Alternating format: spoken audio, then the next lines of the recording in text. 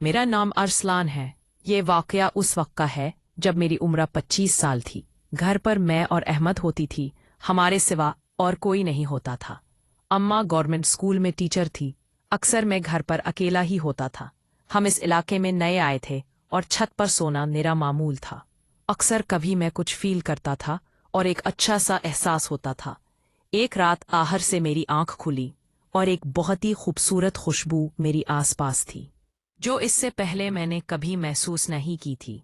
ये खुशगवार एहसास कोरा साथ लिए मैं बेचैन हो गया और मैं छत की दीवार के साथ लब पर खड़ा हो गया। मुझे महसूस हुआ कोई मुझे देख रहा है, मगर कौन, वो नजर नहीं आ रहा था। मुझे लगा मेरे पीछे कोई खड़ा है। जैसे ही मैं मुड़कर देखा तो मेरा सांस मेरी हलक में आ गया, क्योंकि मेरे पीछे एक लड़की खड़ी थी जो किबला की हसीन थी।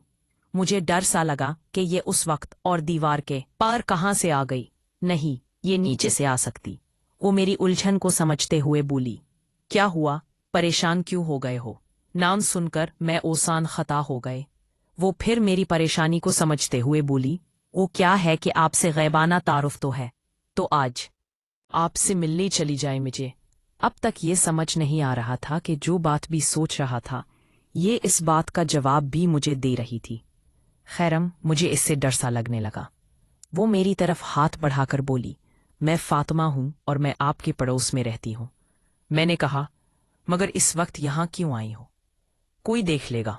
वो बोली, किसी ने देखना हो तो देख ले। जब मुझे डर नहीं तो आप क्यों घबरा रहे हो?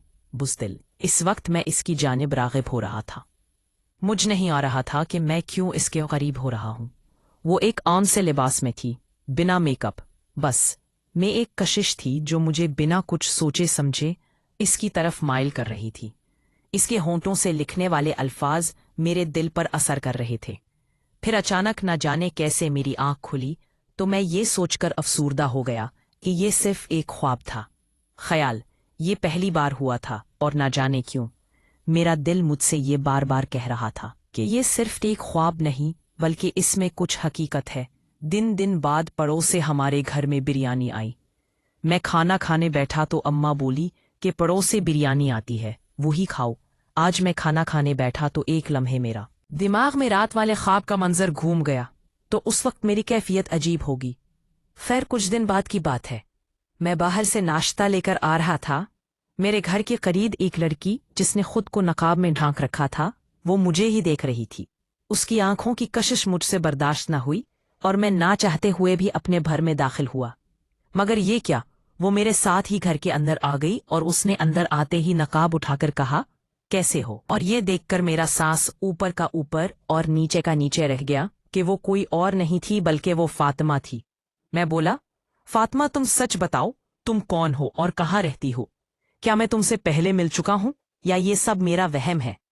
वो अकद्दा से मुस्कुराई और अपनी नाजुक सी उंगलियां मेरे लरसती हुए होठों पर रखकर बोली, मेरे प्यारे दोस्त, नई सी जान हो, इतने सवाल एक साथ पूछोगे तो फिर से भाग जाऊंगी और फिर तुम्हारे चाहने से भी वापस नहीं आऊंगी। मैं बोला, अच्छा फातिमा, अब एक काम करो, मुझे तुमसे बहुत सी बातें करनी है और पूछनी है। बहुत से सवाल हैं जिनका जवाब मुझे चाहिए।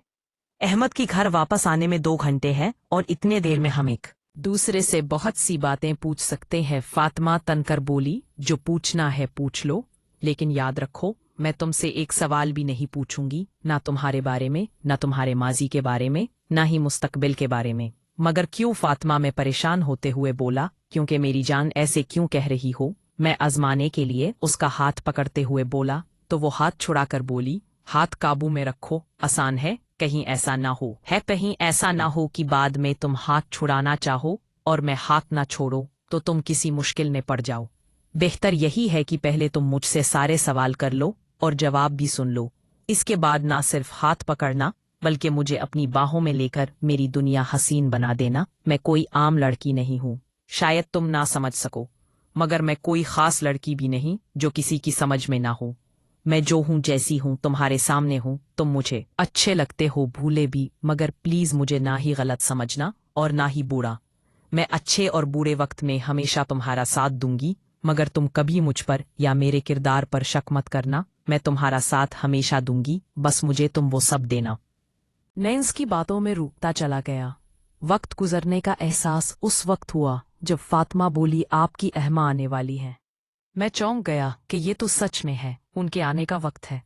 मुझे अफसोस भी हुआ कि इतने वक्त में से एक प्याली चाय तक ना पूछ सका।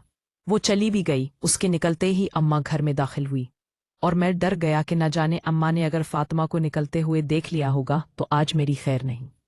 अब्बू के गुजर जाने के बाद मेरी माँ ने ही मुझे पाला है और किसी चीज की कमी महसूस न होने दी, मगर सख्त इतनी थी कि मजाल है मैं कोई गलत कदम उठाने का सोच भी लूं।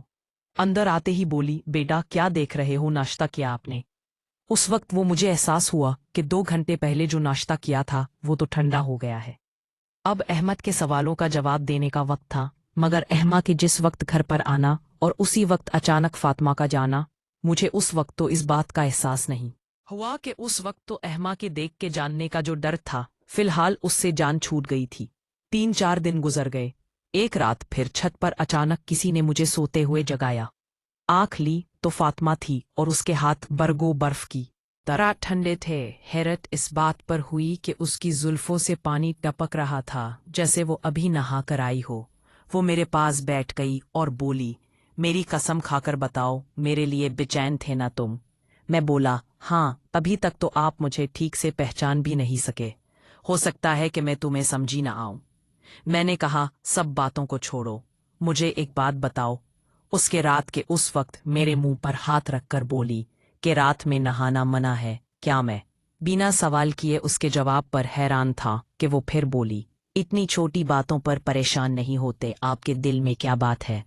वो अगर मैं नहीं जानूं तो फिर मोहब्बत कैसी? उसके मुंह से लफ्ज़ मोहब्बत पहली बार निकला और वो मेरे दिल पर असर कर गया। मैं उसकी आंखों के सहर में रोहता चला गया। उसके अल्फाज मेरे दिल पर असर करने लगे। एक अनजाने खौफ की बावजूद मुझे इसमें कशिश महसूस होने लगी।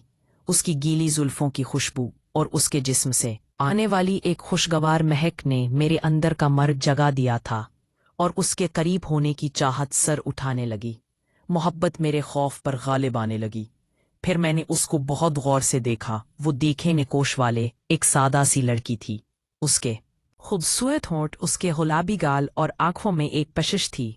मैं उसे अपने करीब करना चाहता था, मगर मैं पहल करके उसे नाराज नहीं करना चाहता था। और सबसे पहले मैं ये जानना चाहता था कि ये है कौन। अचानक फातिमा बोली, जो मन में हो कह देना चाहिए, दिल में रखने से वक्त बर्बाद और ख्वाहिशात पर धोर जमी रहती है। अब देखो ना, तुम अब तक इसी परेशानी में हो कि मैं कौन हूँ। मैं फातिमा हूँ, आपके साथ वाले घर में रहती हूँ। मुझे किसी की चाहत ने तोड़ा है, मुझे अपना बनाकर छोड़ा है। मैं एक जिंदा लाश बन के रह गई थी। फिर अचानक मेरी नज़र तुम पर पड़ी। मैंने कहा, कब और कैसे? फातिमा बोली, अब जब मैं सब बता